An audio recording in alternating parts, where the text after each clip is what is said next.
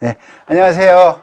네, 148강입니다. 148강은 이제 도끼예요. 이제 계속 인간이 만들어낸 도구를 갖고 이제 지금 진행이 되는데, 활, 칼, 그죠? 이런 거. 근데 이제 도끼까지 왔어요. 그래서 도끼근이에요. 근자는 우리가 많이 이렇게 쓰죠. 근데 이 근자를 단독으로만 쓰지 확장해서 별로 쓰지는 않거든요. 그래서 이제 도끼근에 어떤 글자가 확장이 되는지 한번 보겠습니다. 요 글자입니다. 도끼를 보이시나요? 잘 안 보이실 거예요. 그죠? 예. 근데 이거를 이렇게 그리면은 좀 보기가 편할 거예요.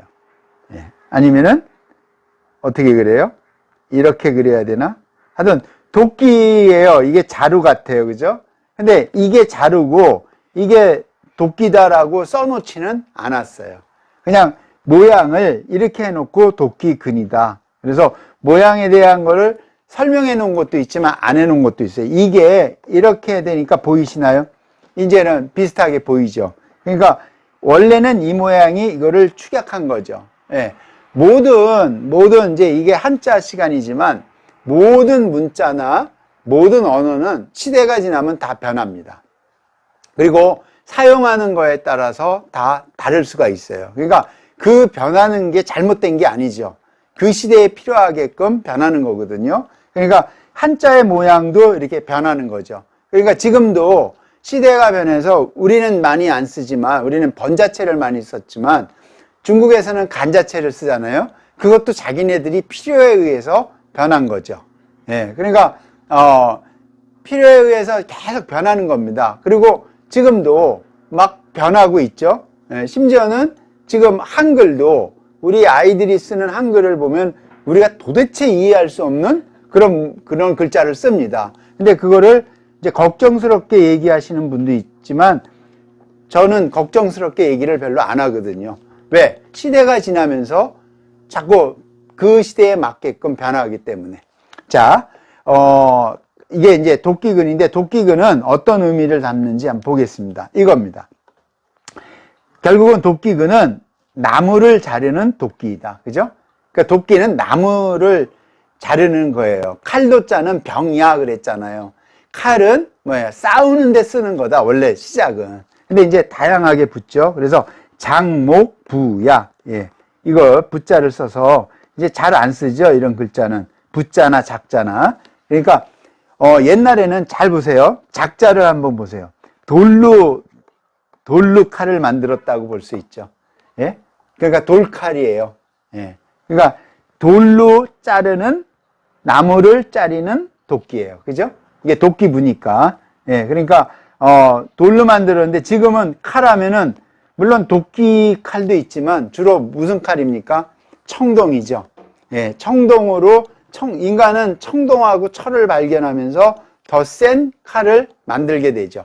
그리고 그걸로 전쟁을 많이 벌이죠. 지금도. 네. 그러니까 이런 자는 별로 볼 때가 드물어요. 그죠? 그러니까 우리가 고대 이런 역사나 문화를 보면은 돌도끼 그러잖아요. 그래서 이제 그것도 한글로 쓰자 그래서 옛날에는 타제석기, 마제석기 그러는데 어렵다 그러니까 깐토끼, 그 다음에 간토끼.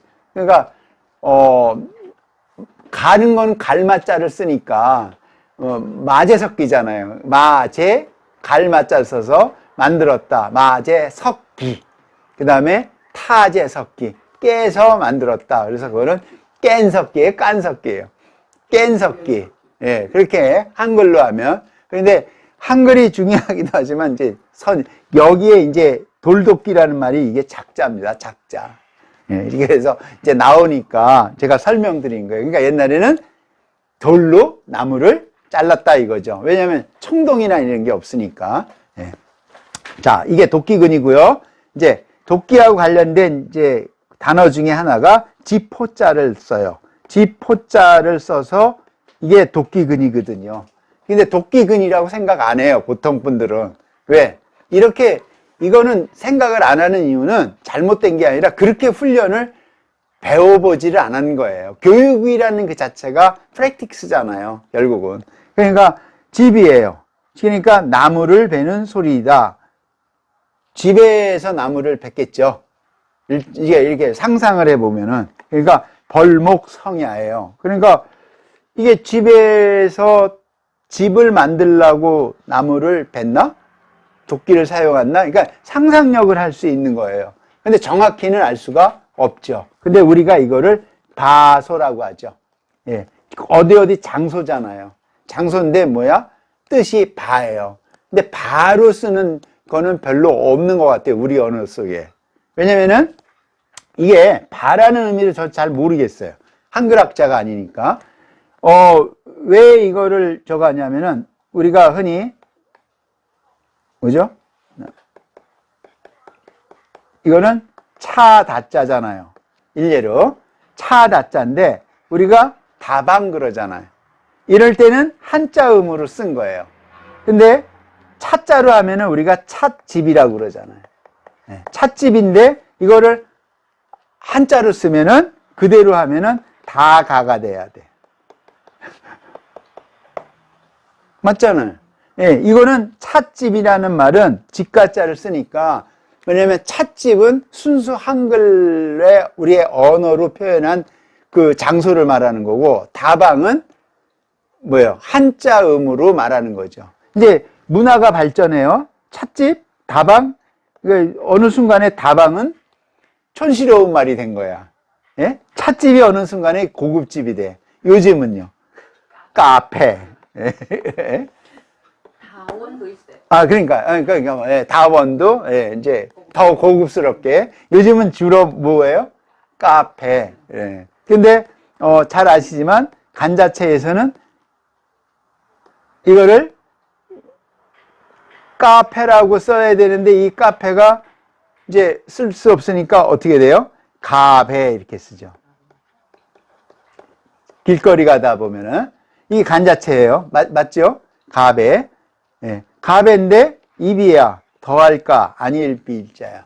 그러니까 이게 발음으로 한자어를 만들어낼 수뿐이 없어요. 이 중국에는. 근데 그러니까 뜻이 갖고 있는 의미와 발음이 달라지죠. 그러니까 한자는 뜰끝자인데 발음으로 하다 보니까. 근데 한글은요. 너무 좋아요. 예. 혹시 모르지만 저는 이제 유튜브를 찍기도 하지만 유튜브를 많이 보는데 요즘은 유튜브 노래방이 있어요. 예. 유튜브 노래방이 있는데 음만 나와. 음만 나오는데 밑에 가사가 딱 해요. 나오면은 혼자서 노래 연습도 하고 즐기는 거예요. 옛날에는 누가 불러줬잖아요. 네, 그러니까 유튜브는 없는 게 없는 거예요. 그죠? 그러니까 내가 노래를 부르고 싶어. 근데 노래를 부르는 가수의 노래를 듣고 싶은 게 아니라 내가 부르고 싶을 때, 가려면 노래방 가야 되잖아요. 근데 유튜브에 치면 나옵니다. 네, 내가 지금 아침에 오면서 10월에 잊혀진 계절을 부르면서 왔더니 막 쳐다보더라고. 요즘은 남이 쳐다보거나 말거나. 그러니까 이 말하다가 이렇게 변한다라는 거죠. 그죠? 그러니까 문화도 우리 인식 속에 변한다는 거죠. 다방에다가 찻집에다가 또는 차원 이랬다가 지금은 카페. 예? 그러면은 우리 의식 속에 더 그죠? 예. 그리고 요즘은 잠실에 산다 그러면 그런 얘기 하면 안 되지. 예, 그런 얘기는 빼고요. 어쨌든 어떤 문자가 갖고 있는 게 의식의 변화를 갖고 와요. 그러면서 어떤 의식 속에 있는 거는 실제적으로 있는 거하고 그거를 판단하는 거하고 다른 거죠. 어쨌든 그래서 소견 또는 소감, 소망을 쓸 때 이렇게 쓰죠. 그럼 바소자 그것이다라는 뜻이에요, 사실은. 그게 보는 거다. 그게 감정이다. 그게 소망이다. 바소잖아요. 지포가 들어가니까. 저는 그렇게 해석하거든요. 이 글자를 볼 때, 이거를 바소를 어떻게 해야지? 보고 있는 그것. 또는 느끼는 그것. 또는 바라보는 그것. 이러면은 쉬운 한글이 되죠. 예, 요즘 이제 글쓰기를 하면서 제가 쉬운 글자로 이렇게 하는 거에 이렇게 하는 게 굉장히 중요하거든요. 쉽게 표현한다는 게 중요한 거예요. 예. 자, 봐서고요. 이제 여기서 확장되는 게 뭐냐면 또 나옵니다. 책받침변이 아니라 쉬엄쉬엄 갈 착이죠. 도끼를 들고 가겠죠. 근데 가까울 근이에요. 근인데 이거를 들고 쉬엄쉬엄 가는데 뜻은 뭐예요? 서로 친하게 지내는 것이다. 부야. 붙다라는 거예요. 해석은 제가 친하게 지내는 것이다인데 부야라는 게 어디에 가면은 많이 있냐면요. 특히 왕릉에 가면은 왕과 왕비가 같이 있어요. 무덤이. 그때 누구의 모인데 부묘 이렇게 써 있어요. 붙어서 했다. 그럴 때 친하니 안 친해든 친해든 붙어 놓은 거거든요. 또는 부록 할 때 이 글자를 써요. 그래서 부자가 그러니까 이 도끼근에다가 가는데 이게 가까울 근이 됐잖아요. 그래서 우리가 가까운 사이다 그러면 근이잖아요. 비슷하다 이런 뜻입니다. 그래서 부야. 그래서 할 때는 멀고 가까운 데는 원근 이렇게 쓰죠. 그 다음에 근시 뭐냐면 가까운 것만 보이잖아요. 원시 하면은 먼 것만 보이잖아요. 그렇게 쓰는 겁니다. 특히 이 근자는 논어에 아주 중요한 말이 있어요. 하나 소개시켜 드릴게요. 어렵지만 근자에 관한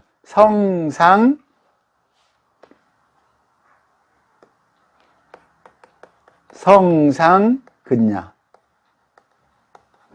우리의 본성은 서로 비슷하다고요. 예, 습상 원냐. 우리의 습을 해서 만들어진 거는 멀다고요. 우리가 우리의 인간의 어떤 본질은 같은데 사람마다 생활 패턴도 틀리고 생각하는 것도 다르잖아요. 받아들이는 것도 다르잖아요. 이 다른 거에 대해서 습이 중요하다라는 거죠. 그래서 좋은 습관을 가져라. 그러니까 다른 게 중요한 게 아니고 다른 거를 교류할 줄 알아야 된다는 뜻입니다. 이게 어떤 면에서는. 그러니까 좋은 습관 중에 하나가 나하고 다른 사람하고 말하자면 교류를 할 수 있어야 돼요.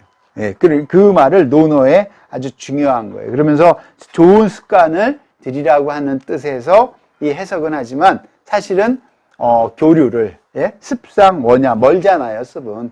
예, 그러니까 우리가 지금은 가깝잖아요. 미국도 가깝고 유럽도 가까운데 아무리 가까우셨어도 그들이 생활하고 생각하는 건 다르잖아요. 그러니까 우리가 생각하는 것도 달라요. 우리가 이제 요즘은 혹시 이제 이방하는 친구들이 이방 가서 자기의 정체성을 찾기 위해서 많이 한국을 온다고 합니다. 근데 다 오는 게 아니라 오는 친구들만 와요. 그것도. 예? 그리고 자기의 정체성을 찾기 위해서. 예? 왜냐면은 외국에서 살았는데 자기는 모양이 다르잖아요. 그래서 얼마 전에 그 올림픽, 장애인 올림픽인가요? 했을 때 스페인에서도 어떤 의사가 자기의 정체성을 하고 요즘 프랑스에서는 고무신 화가가 제가 이름을 잘 못 외워요. 고무신 화가예요. 예, 이방을 할 때 그 고무신을 그려갖고 예, 요즘 아주 화제랍니다. 프랑스에서. 예? 그러니까 나의 정체성을 찾기 위해서. 그러니까 입양한 아이들이 다 고무신을 신고 왔대요. 그게 이제 그런 겁니다. 어쨌든 이 근자가 나와서 부연 설명을 좀 많이 해드렸습니다. 그래서 이게 가까울 근이고요. 자, 아까 말한 도끼부 앞에서 설명했죠. 여기 단시 나오죠. 자기야. 벤다는 거예요. 뱉는데 뭘로 베어요? 돌도끼로요. 예, 앞에 나왔잖아요. 예? 자기야. 돌도끼로. 근데 종, 근, 부, 성. 발음은 뭐예요? 부를 따랐다. 근하고 부를 따랐다. 그래서 도끼부는 이렇게 쓰잖아요. 예, 요거. 부, 성. 부를, 그러니까 발음은 부라고 해요. 도끼부. 그거는 부성. 그러니까 종근. 모양은 뭐예요? 근자를 따랐고, 발음은 뭘로 따랐다? 부를 따랐다. 그래서 뜻은 근에서 왔고, 발음은 부에서 왔다. 이 뜻이에요. 이게. 이제 강의가 이제 자꾸 끝나가니까 알려드리는 거예요. 이제 원문에 대해서는 제가 별로 설명을 안 했는데, 뜻은, 도끼부의 뜻은 도끼야. 도끼인데 뜻은 여기에서 왔고, 발음은 어디서 왔다? 부에서 왔다. 그래서 도끼, 부. 그래서 그렇게 발음한다. 그리고 작이야. 그래서 벤다는 뜻이다. 베는 거는 돌도끼라는 뜻입니다. 결국은 옛날에.